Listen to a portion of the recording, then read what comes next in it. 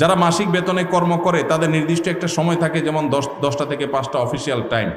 সে যদি ব্যক্তিগত কাজে অফিসে পরে আসে বা আগে চলে যায়, তাহলে সেক্ষেত্রে বেতন নেওয়াটা কতটুকু হালাল হবে? খুবই দরকারি প্রশ্ন। আমাদের অনেক ভাইরা আছেন, চাকরি করেন বিভিন্ন কোম্পানিতে, সরকারি বেসরকারি প্রতিষ্ঠানে।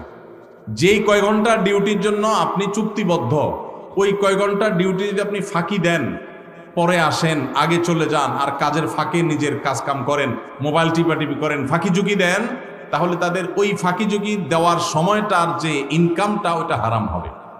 ডিউটির সময় আপনি বসে বসে যদি ওয়াজ শুনেন ইউটিউবে কাজ বাদ দিয়া, সওয়াব হবে না গুনাহ হবে?